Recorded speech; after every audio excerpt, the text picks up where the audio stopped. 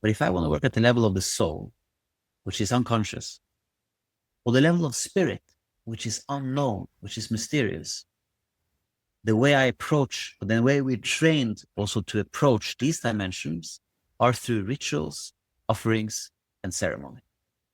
Because the soul speaks from an unconscious language, which is symbolic, and spirit works in infinite ways.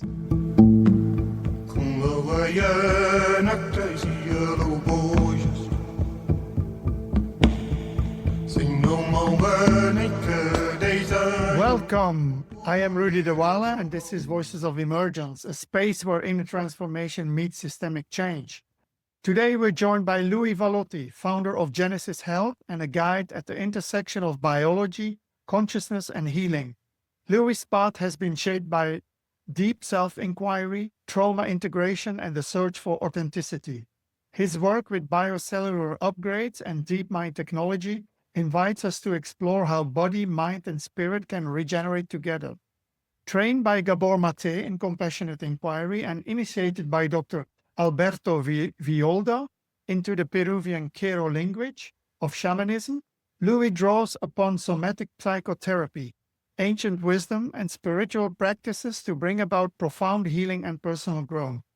I have known Louie for years now, and from all the men I met during my time in Ibiza, Louie stands out as one of the most powerful, well-sourced, dedicated, focused, precise, and handling the people he works with care. In this conversation today, we'll explore how trauma becomes a doorway to transformation, how presence and inquiry reveal the authentic self, and how biology itself can become a vessel for consciousness. We'll also touch on masculinity, leadership, and the vision of communities grounded in belonging, regeneration, and the sacredness of being alive. Welcome, Louie. Wow, thank you so much, Rudy. That was a beautiful introduction. I'm really honored and privileged to hear those really kind words. Thank you. My pleasure. So, when you hear the word emergence, what does that bring up to you or in your body? Well, emergence for me sounds like an unfolding. It sounds like discovery. It sounds like change, evolution. Can go a bit deeper than that too. Does that cover it? Would you like me to put it in context? Yes, that would be great if you could put that in context, and maybe it relates also to your own story and to your own evolution. Have you felt an emergence in your own path? Yeah. And when you put it that way, emergence for me, ultimately, that word symbolizes what is being born in the world today, what's being born in the consciousness of humanity. It has to do with our evolution as human beings and also as souls. Emergence for me, it has to do with what is coming up inside us, what is emerging inside all of us, regardless of background, regardless of race, regardless of gender. There is something moving deep inside us. And I believe it is bringing to surface everything which is unresolved, asking us to integrate so that we can come into deep connection with ourselves and with that which is greater in ourselves, with source, with existence. I believe that this is the time where our soul and the spirit beneath it is emerging within us to reconnect. Yeah, Louie, I have been on this journey as well for many years, and I also have did some programs with you. So what I find one of the most difficult things is, how do you distinguish between authentic self-inquiry and self-absorption? You know, the kind of endless circling that never deepens into embodiment. And, you know, how has that also revealed itself towards authenticity in your own journey? It's a great question. I'll do my best to honor it.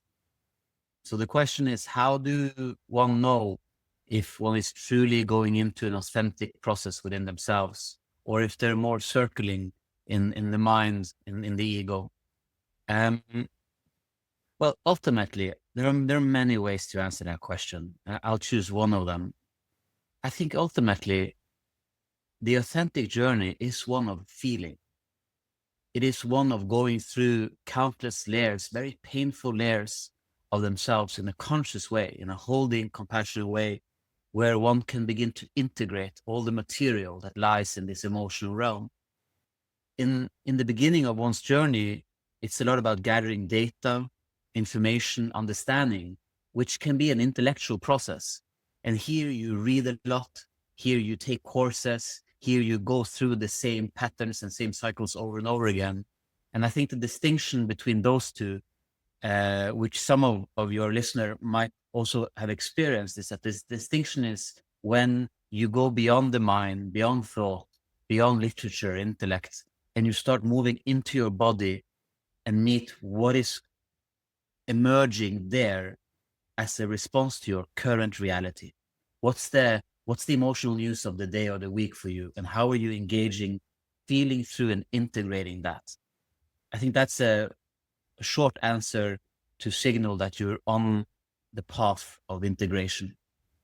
On this path, the inner work that happens, shadow work, and I believe you studied with Gabor Maté around trauma work as well. I think you've described the trauma as not as a wound, but as a portal. Can you describe what that means, that trauma is a portal? And the second part of that question is, how do you distinguish like individual trauma from collective trauma? And are you able to work with both? Yeah. Well, so two very profound questions. I love where you both have gone straight. Very beautiful. Let me take a moment here. Okay, so the first question in terms of trauma being a portal. I have studied with Gabor, and although he has a profound level of wisdom and integration, my realization goes a little bit in another direction in his work. What that means is that for me, I bring the spiritual context to trauma, and I take that very seriously, because for me, trauma is not an accident. It's not a pathology. It's not a wounding or a broken case. It is the actual spiritual vehicles in which a soul can grow. What I'm saying is paradoxical, because there's so much suffering in the world. There's so much people having a really hard time. And how could this be meant to be?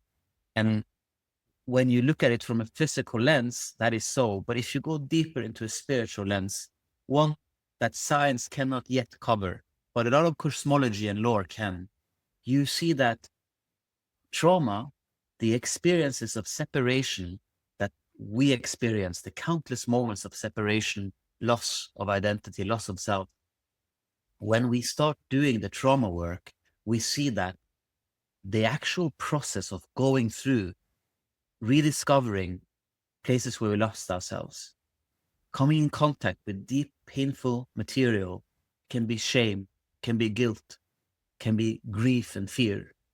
It is the actual process of inquiring into, holding and experiencing, and then integrating, which becomes the vehicle of how a soul becomes realized. My experience tells me that everything that has been repressed, that is in the unconscious, is the actual material that is needed to become realized. They go hand in hand. One of my teachings, I call it the emerging self. The emerging self. It states that the soul has only one objective. It is to become fully realized. And on the path of the developmental stage of the self, when a child is born up to when it's grown up, it's going to go through several stages continuously of a development of itself. Every time trauma occurs, there's a separation in that development, and a part of the self is frozen, is left in the unconscious, repressed.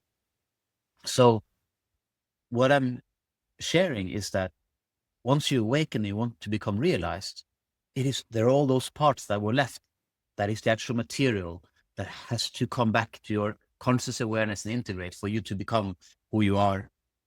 And that process, that journey of itself, is the instrumental journey. So I bring a soulful aspect to it. I think this is one of the reasons why I'm here. And in terms of individual to collective trauma, they are very much connected. Individual trauma could start with your own timeline, this life, your past, your memories, your childhood. Then the trauma work usually becomes transgenerational. It goes into the lineage of your ancestry, of your mom and your father, where you can find many traumas, separations that have been passed on and that you sit with, that becomes your property. And when you go even deeper than that, you come into the collective traumas. They can be gender traumas. They can be racial traumas. They can be all the consequences we've had from the negative aspects of religion, colonization, and so forth. Now, although those are collective woundings, meaning that we all carry them as a group in a society, my experience tells me that once you have tempered your soul, once you have come to a level of integration where you've done a lot of your own work and ancestral work, you also are invited to become a vehicle to hold the collective charges. So you become a vehicle where you hold, let's say, as a man, fear of women and the degradation of the feminine over thousands of years. That is something every man holds. Sometimes we sit in groups, but ultimately as an individual, when I go deep enough, I can embrace my personal individual relationship to the feminine, which is directly related to the collective. So to answer your question, I think it's all individual work. Although we can share context collectively, we can share in groups, seminars, in books, but ultimately an individual has to step in and have the courage to face the feeling, the somatic, the repressed parts of these charges, regardless of where they stem from, collective or individual, immediate or more further down in the field.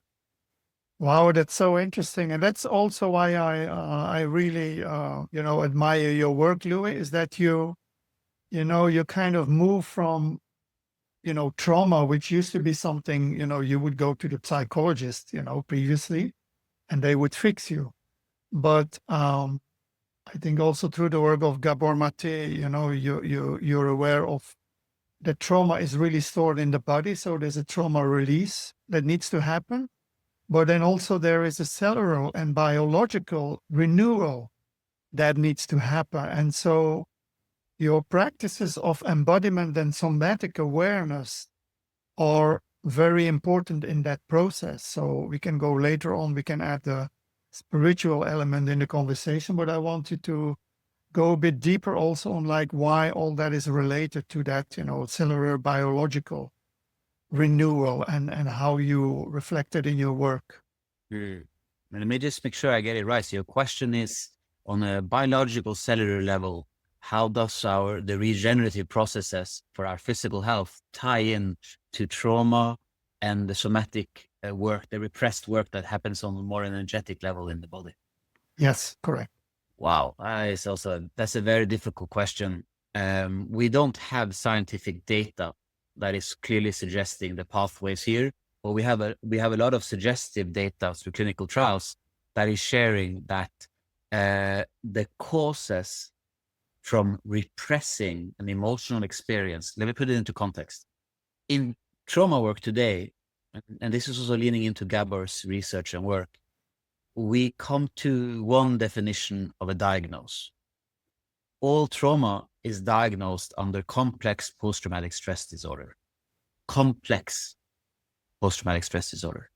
That means that an individual has experienced a trauma, and that trauma is repeated, compounded over several years, making the wounding and separation complex, but also the healing process complex. Now, I put it into context. This is, of course, again, this is isn't seen scientifically fully backed by data, but this is my interpretation of it and understanding. So put it in context. A child is 4 years old. They experience conflict in the house, maybe a passing of a loved one, a separation, drug or alcohol abuse in the family. Some of these circumstances that are signifying a capital T trauma. That child, if it is to be traumatized, it means that it has not been held emotionally safely through those changes in life, through those circumstances. And the child, as a result, if it hasn't have had a compassionate presence, a safe presence, it will have had to repress, to bury the emotional experiences within themselves. Now we're talking a child, in this example, of 4, having intense fear live in the body, not being seen, and this repressing process causes a lot of shame to be able to repress the material. So we have fear, we have shame, likely also loneliness. If we just hold the fear and we look energetically on what happens when an organism, which isn't only physical but also energetic, has to repress this material needs to go somewhere. And where it's going into a very delicate central nervous system. I believe Gabor and the research, they're finding data for a new system which combines neurobiology, immunology, endocrinology, and they put these all together in a very sensitive system. And the thesis here is that when you repress charges of emotion into the body over several times, these create emotional imbalances in the field of the body, which cause inflammation. And inflammation, again, causes imbalances in these very sensitive systems. Again, endocrinology, which is the endocrine system, which has to do with all the hormonic balances in the system. Immunology, which has to do with all the protective measures of the body to stay healthy. And then the neurobiology in terms of how the mental health and mental processes function. So we're yet going into the research here, but I support the data that's coming out so far. And I believe that the majority of the illnesses we have, physical degenerative disease or mental illnesses, are mainly due to these consequences of complex traumatic stress disorder. Thank you, Louis. That's I'm very much on the same wavelength with this. It's all connected, the inner and the outer, and the neurobiology, endocrinology, immunology. That's fascinating work. It surprises me that it has taken humanity so long to start to understand these connections, and that we have only treated disease just on a purely material level without the more spiritual and consciousness level, the traumas and these things, which I believe are the true drivers of illness. You work a lot with indigenous and shamanic traditions. Can you describe how these show up in your work, why they are important? I myself, I participate in Lakota and the Vision Quest, and these have been very important and transformational in your life. Thank you, Alex. So the lineage that I've worked the most with is a lineage called the Q'ero lineage, which has its origin from the Andes in Peru. They are the descendants of the Inca, and they hold an oral body of teachings, which is said to be the core source of all Native American shamanic teachings. They hold a full body of knowledge, which is called the medicine wheel, which ultimately are the 4 cardinal corners symbolized in 4 archetype animals that symbolizes 4 different dimensions of health, of becoming self-realized. How has that affected me in my work? And it's been an immense inspiration and resource and support throughout the later years of my life, and also as a support in my current work for supporting humanity through the work I do with Genesis. There's so many aspects here, so let me draw on a few of them. So first, not many people know this, but I dare to share this into you, that I'm quite well versed when it comes to working with alternative technology within the shamanic space. These can be plant-based medicines. These can be what we call the plant kingdom, and many of the teachers that we have from the plants today. And on my journey of working ceremonially with different plant masters, I downloaded so much information. They showed me so much about this realm of shamanic healing. But I realized that I didn't have a proper foundation. I didn't have the actual origin and platform for what I was learning.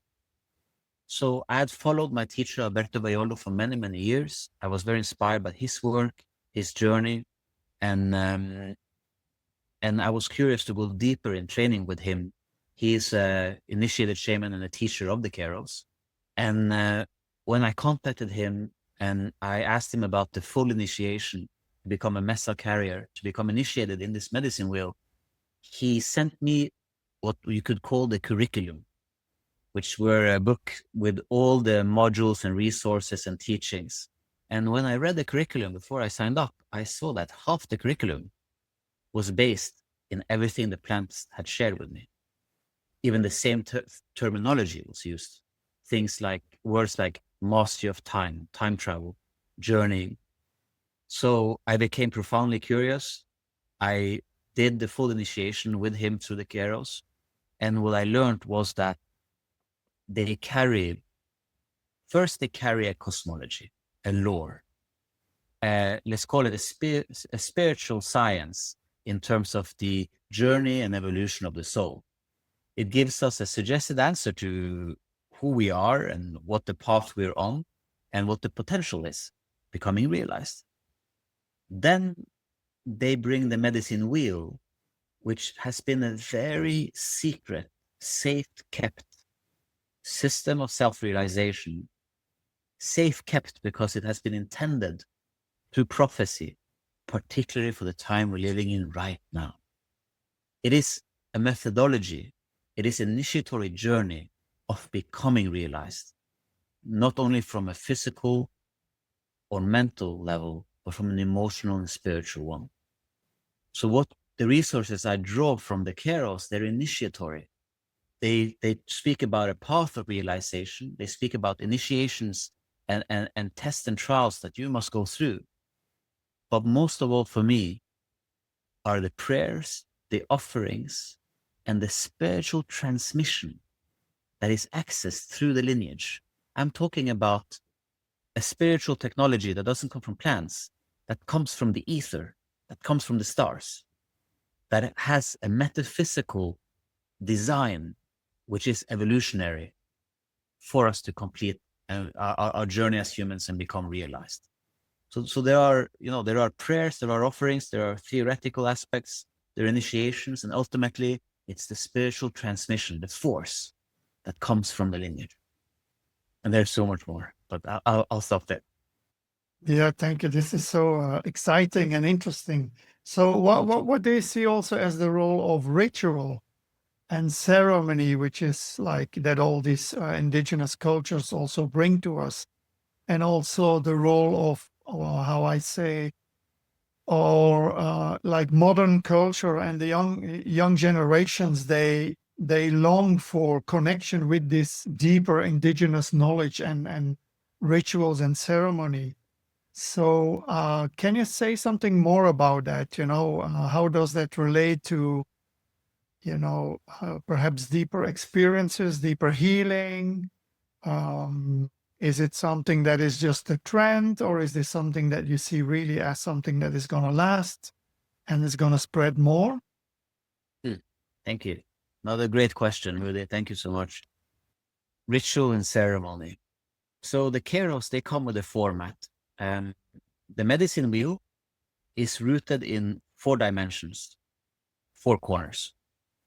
They're represented in the south by the serpent, the west by the jaguar, the north by the royal hummingbird, and the east by the condor and eagle. These 4 dimensions also support the physical, the mental, the emotional, and the spiritual. Body, mind, soul, and spirit. If I want to clean my body, I'll have to, it serves me to go to conventional methods such as detoxing, fasting, elimination, exercise to support my cells.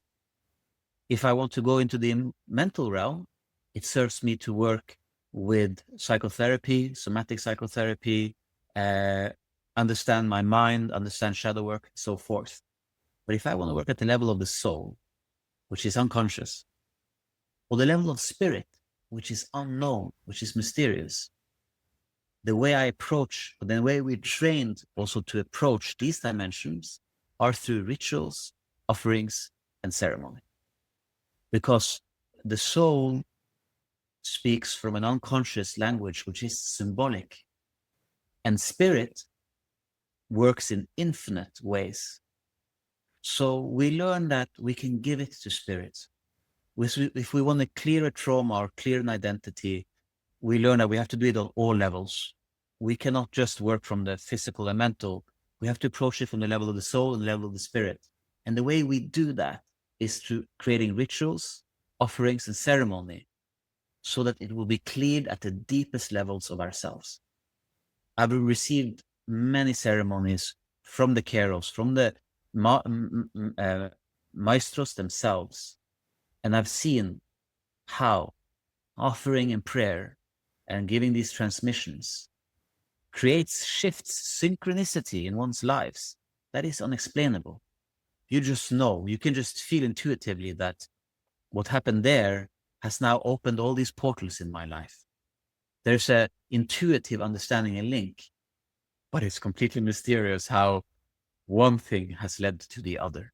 And I think that's the most powerful aspect of ceremony and ritual. One of them, there are many ways of creating ceremonies and rituals. There are many designs to this from the Q'ero. If it's here to stay, I think it is what we have lost. I think it's fundamental for our emerging. It is tools among other tools that are coming in online for us, because these are the ways we connect with the infinite. These are the ways we connect with the divine, with the mysterious, through prayer, through offering, which is another form of prayer, and through ceremony and ritual, which is celebration. So that's my answer. I would like to spend a little bit more time on this. It sounds like is that prayer, offering, ritual, ceremony. These are all like bridges, unseen world. It's a way to connect what we can see with these other and forces that are in the invisible, but which are powerful, or perhaps even can actually see. That to me is very important somehow, you know, to in my Western mind, I was very much conditioned to just trust, see the material world. And it's only later that I started to understand the incredible influence and power of the unseen, of the invisible, of the frameworks I have, of my education, of my culture. And it's been a unlearning, you know, like saying, oh, why do I need to believe this? Is it really true to understand the world?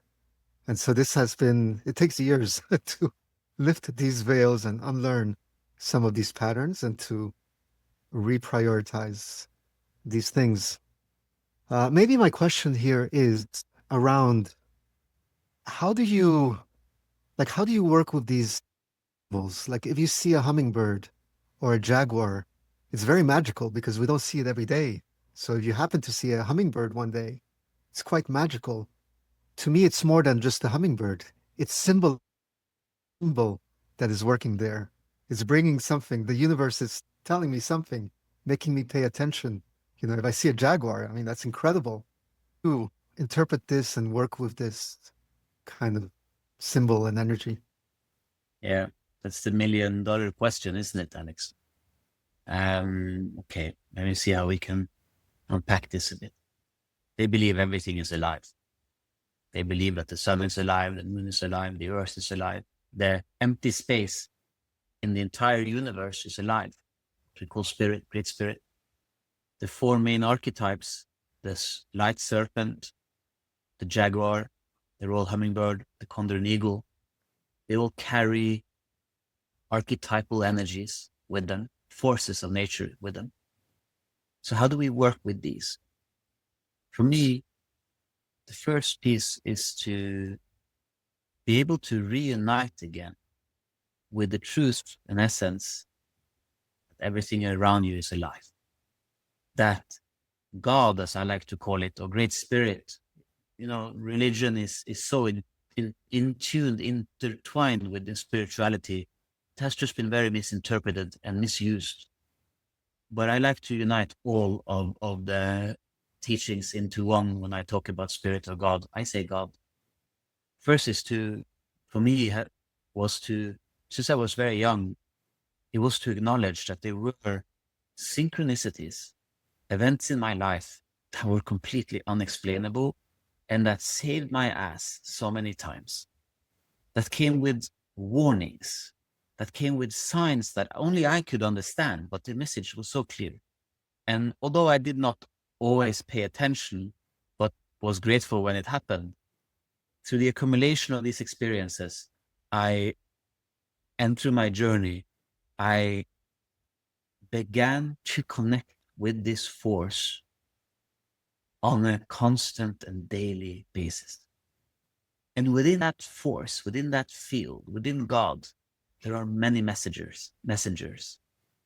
They can be, my experience is that I'm very much into holistic spirituality. So I like to bridge the Hindu teachings and those deities, those invisible forces, archetypes that I've connected to through there. I hold a lot of reverence towards, love towards.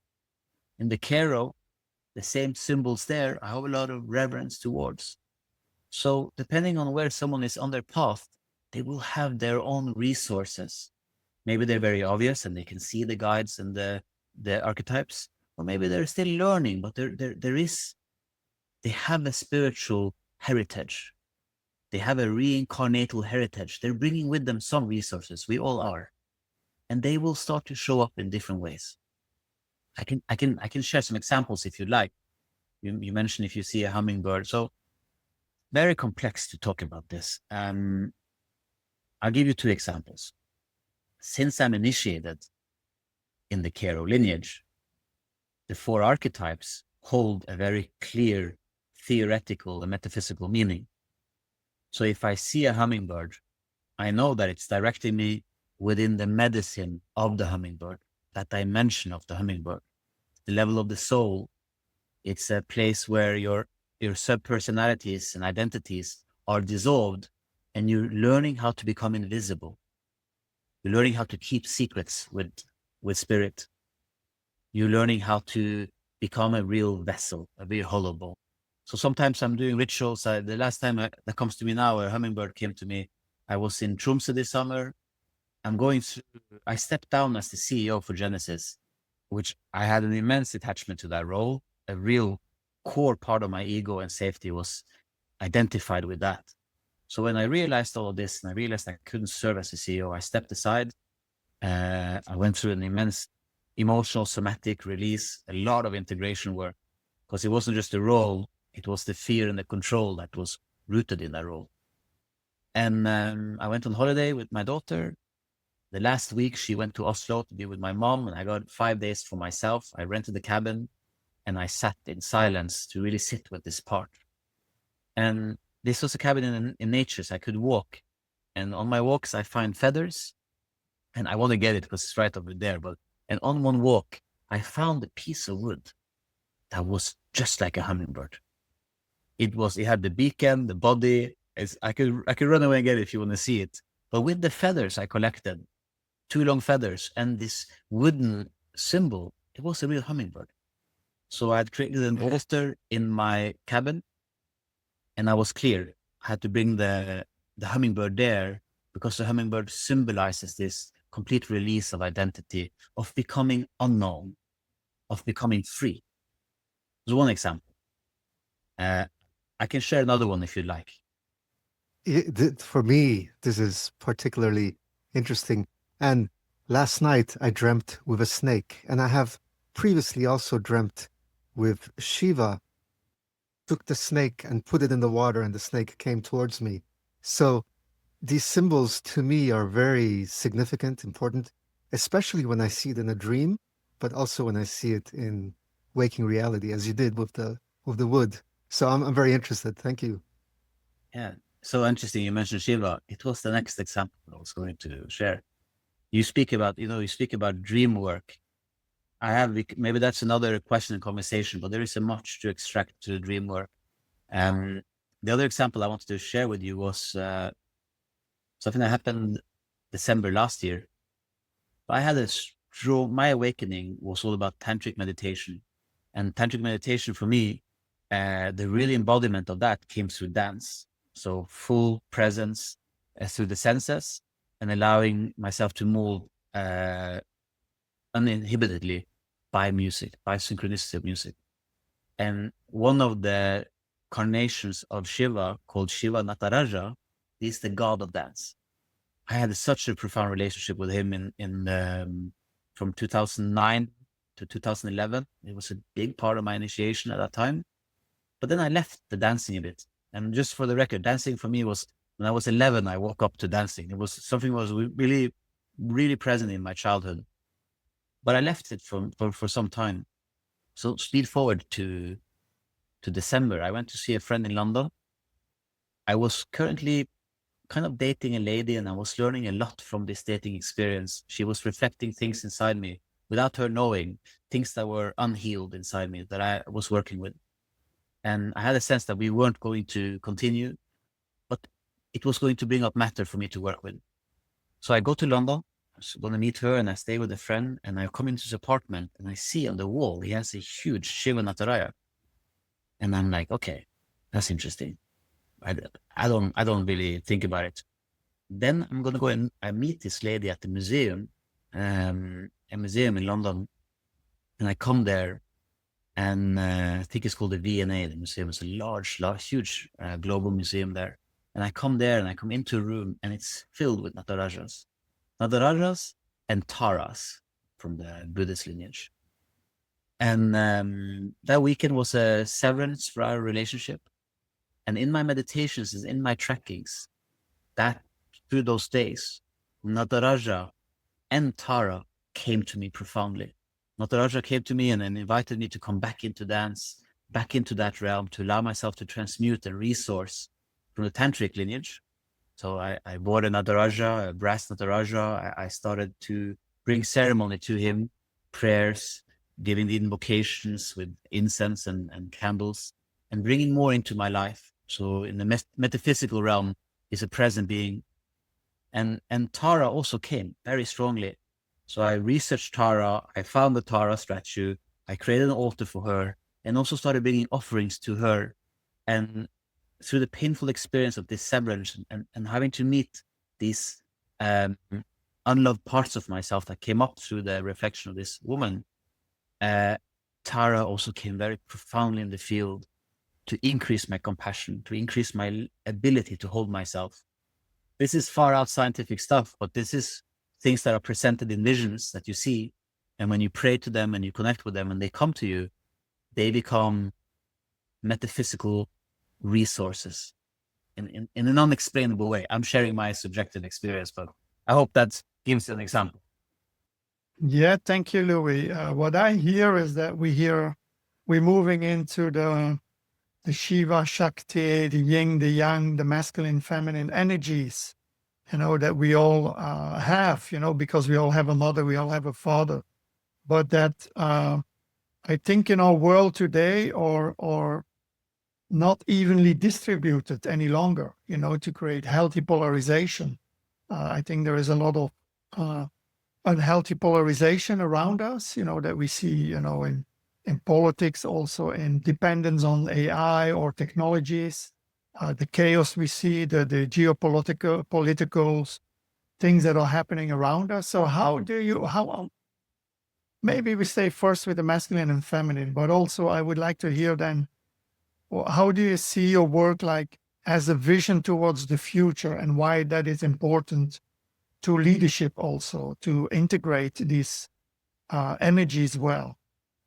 So you're asking me around integration of masculine and feminine principles within a human being, and also how this, in terms of my work, how I see the evolution of the world and how this work is important for that evolution.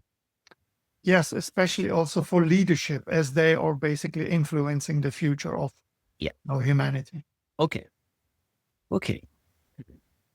I was going to mention earlier when Alex was sharing around, he was talking about the lack of scientific development within pathology and the challenges that we have. And I'll tie my answer there, or my comment there, to this. this question. So I say it often, I believe we are exactly where we need to be. As an evolutionary process, where humanity is right now is exactly where it has to be. This is about evolution of consciousness. This is about development of feminine and masculine principles within humanity as a collective, thus also as individuals. And Rome wasn't built in a day.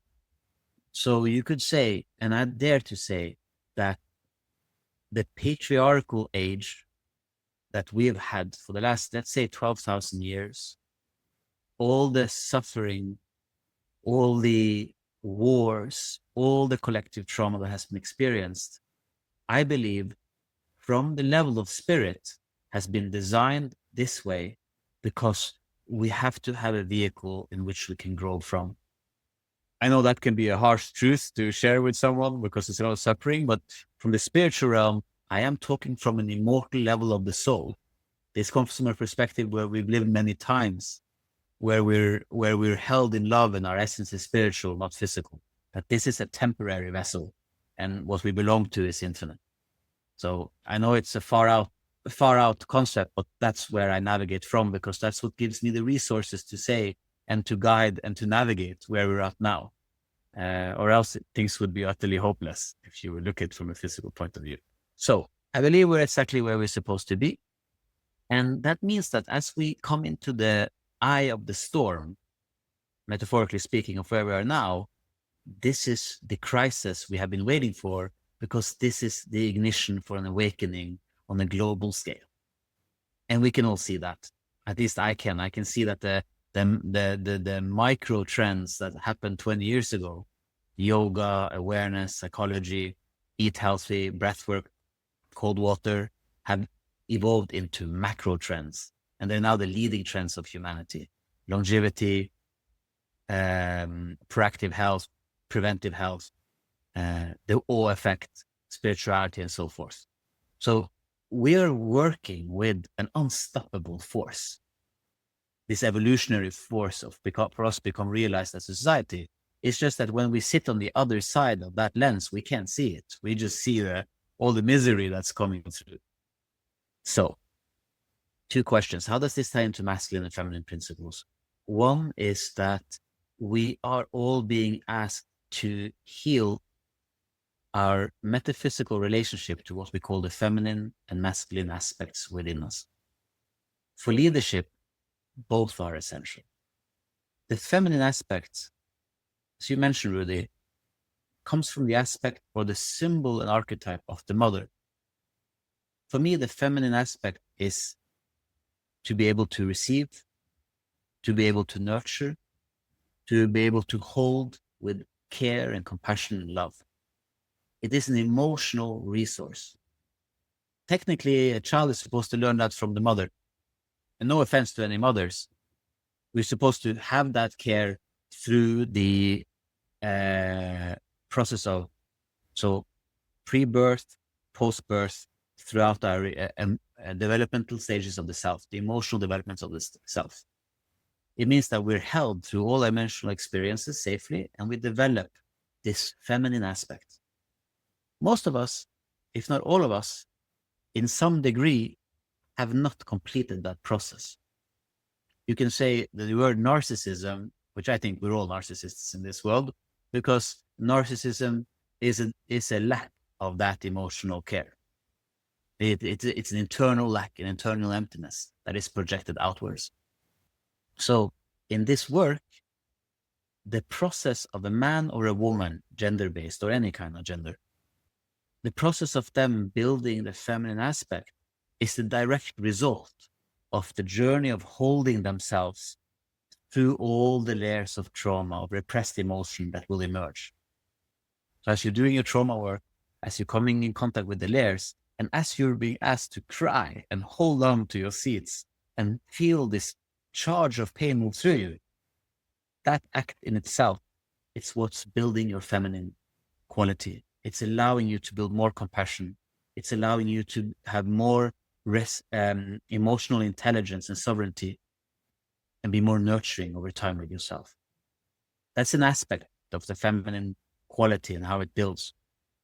And I personally believe this is far out stuff, but I personally believe where I'm at my journey now is that for the masculine and the safe masculine to appear, it needs to have the foundation of that feminine sovereignty.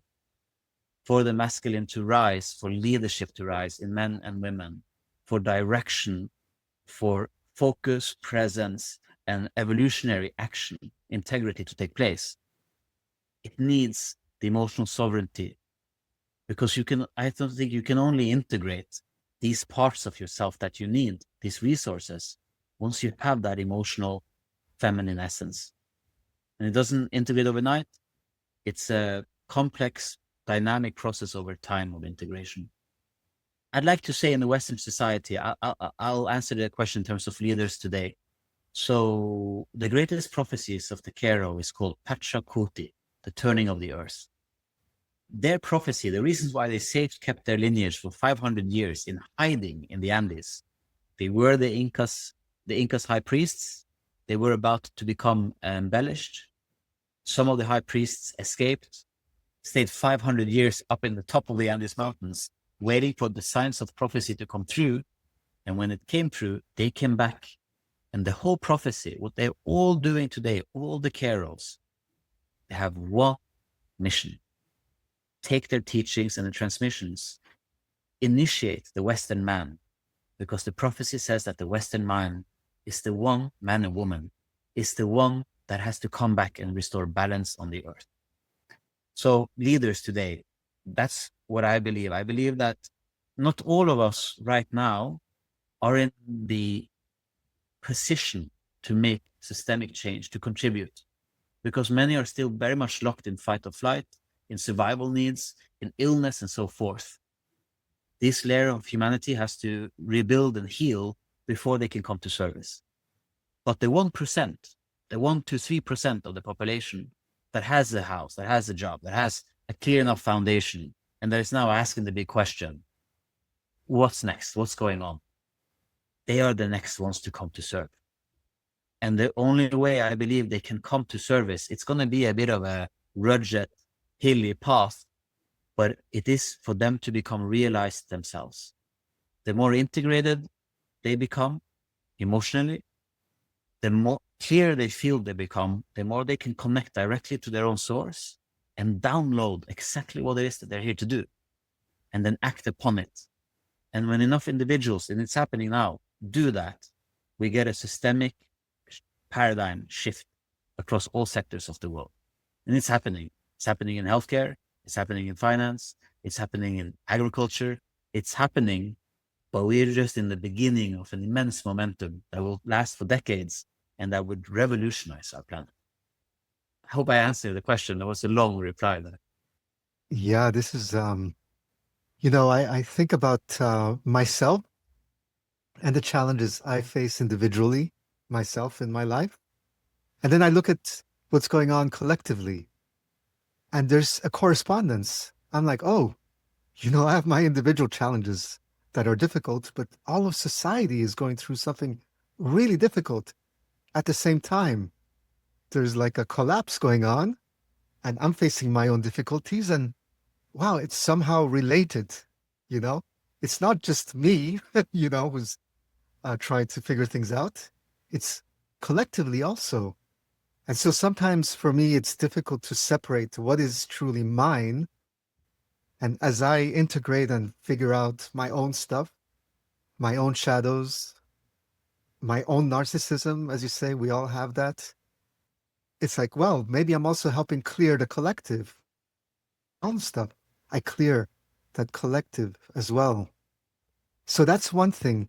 The other thing is these conversations like we're having now are deep, rich conversations that, for example, when I go out with my friends, I'm not having these conversations, socially in Miami.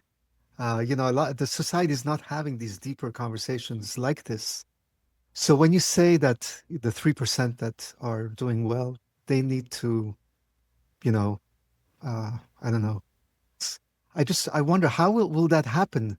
How will they come into these conversations? I think this is why I'm so passionate about this project with Rudy, is that we're bringing these types of conversations out to the world, and hopefully, more people will listen. A couple of more things.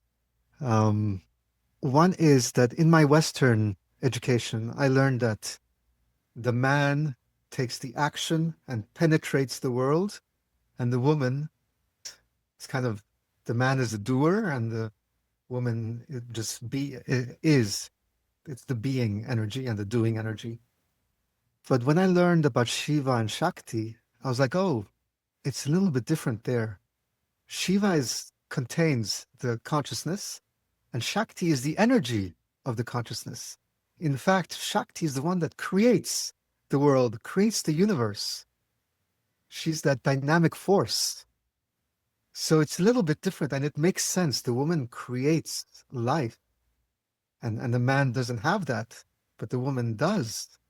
Maybe this comes back to why men are so afraid of women, because women have this incredible power of creating life. It's incredible, mysterious, powerful.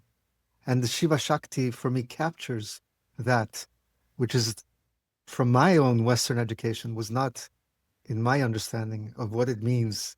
What is that masculine energy and what it means to be a man and a woman? And it's different with the Shiva Shakti.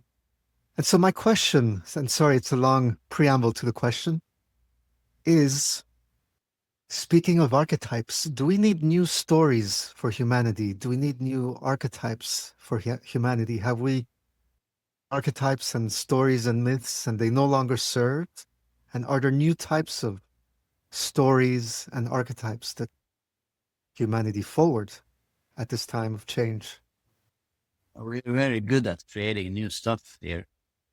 And I think to start with, I think we've forgotten a lot. We've forgotten our wisdom.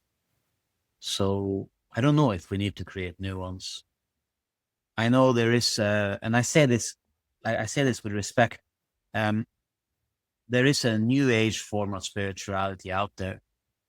I call it sometimes a galactic spirituality, because it draws on archetypes and resources that are far out, that are beyond the earth, and they have profound spiritual meaning and symbolism. If you even can look at the totality of archetypal symbolic representations through all the cultures, it would take quite a bit of research to wrap your head around all the deities, all the archetypes, all the guides that are out there. I don't think we need new ones. What I think we need is interpretation. What I think we need is to be able to convert the ancient into a modern understanding, so we can reconnect. And I think a lot of the old scriptures and stories that we have were created for a meaning. And I even dare to say that maybe some of them were meant for our time now. That they were written with the future in mind, and future storytellers and readers in mind.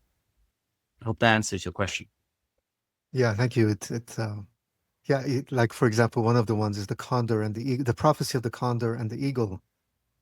And I truly feel that it's coming online now. Yeah, thank you. You're welcome. Moving from here, I also like to hear your view on the role of communities, and why communities are important, and why many people also now want to just sit in circles. We are surrounded by technology, but more and more people want to just sit in circles and share or learn to feel, or, hear these stories, listen to these stories. But also we see a lot of community building, like regenerative communities in Ibiza. You have some examples, people who just start from the farm again, start growing their own food, taking care of their body, feeding them with, healthy food and all that, and then actually create lots of, community activities around that. So what to you is the importance of community? And let's say in the physical sense, because I know you also has a sensitivity to communities online or WhatsApp groups, for example, where you're very much about preserving your energy. Yeah. because against the noise and too much notifications or too much, yeah, I don't know. I know you're very focused on your mission. So, and well, how do you see that in community, or how do you see the importance of community and all that? Well, you're asking the wrong guy, Rudy. No, I'll give some context to it. So, my journey is very particular. I have a very particular design as a human being. I was the one who was outcasted from community and sent alone to figure things out. So it's meant that I've lived and continue to live in much solitude. I have a daughter and a dog and a very close connection to my family in Norway. That is my immediate community. And then I have a few close friends, local and remote. Um, Whenever the community calls on me, I'm there to share, to bridge. But I am one of those designs that has thus far, at least, been meant to be out there and be on the outer perimeter of the safe space, the unknown, and to resource and bring back into the community. So that's my personal experience. But as a humanity, we are social beings by nature, by biology, and we have many different makeups of how we live. I think technology and social media and the pathways we've gone have created a lot of separation in community, a lot of separation in connecting, a lot of separation in our true needs, which has been compensated by false, immediate, short-term needs fixes. I see what you referred to was both in Ibiza and in Norway. Across the world, I see so many micro communities coming together. Anything from healing offerings, from residential offerings that become more holistic, from agriculture offerings, like you say, with Juntos in Ibiza that we have. That is an immense community resource. I see men's circles. I see healing groups. I see so much coming back into the physical form. And I think that is essential for us. We're traveling a tricky conversion, a tricky evolutionary leap with technology. And like all toys, without regulation and understanding, we have to travel a little bit in the muddy side before we find a balance. But I do believe in a utopia. I do believe in a community-based world where we live together, where we eat together, where we pray together, and where we commune, and where all the technological resources are there to support sustainable living for family, community, and for the planet, for nature. That's part of these macro trends and the movements they're going through. I just honor that they're going through the eye of the storm, as I called it. So things might not be so clear in terms of what it's going to establish. I very much appreciate your perspective and the time here and talking with you and learning from you. I also have I'm an only child and I'm multicultural, and I lived in many different countries. And so I feel like a foreigner in every country I'm in. I don't fully belong fully from one place because of the multicultural and my travels. And so it's interesting to hear your perspective of feeling that you also are somehow on the periphery from the outside looking in and engaging and then disengaging as you need to. At least that's what I heard. And it's an interesting perspective for me, and how you find balance between this engagement and then disengagement. I think that's interesting. Yeah. Can I add something to that? Mm-hmm. Okay. So what I see, this is a lot about dying and being reborn, this whole journey, and dying on a personal level and dying on a collective level. So if I've been living inauthentically, meaning if I have lived, which is completely normal, if I have lived from a place inside myself where it is the safety mechanisms of my ego, the codependent guilt and fear that drives my connection and need for connection, because I am ultimately afraid of being alone, being rejected, and not being good enough. Those are some of the structures, emotional structures that most human beings live with in some degree. And that results in a society that is heavily codependent, that lives on external value. So when you come into an awakening journey and you meet these parts of yourself and you start doing that work, two things happen. One, you become more embodied inside yourself and you find all the resources you need inside yourself. And on the other side, the codependent, the false selves, they resonate less and less. And so what I'm saying is that we're also on a community level going from a codependent society into an authentic connected one, an interconnected one rather than codependent. And that transition might cause many deaths in many relationships, many transitions in many lives, to be able to bring out the gold, this authentic being, and come into this interconnected way of living again. I hope that makes sense in the context of community. Totally, Louis.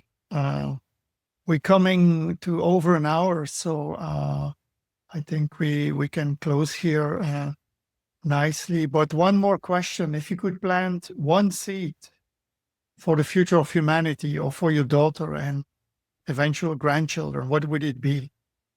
I would plant the seed of an all-encompassing, unconditional, innate, intrinsic sense of belonging, home, and love. Wow, beautiful. Thank you, Louis, for your time and your wisdom, and I wish you well on your journey. Alex, one last word? Thank you so much. I really enjoyed this. Thank you for the time and for the conversation. Thank you both so much, Rudy and Alex. A real pleasure. Thank you.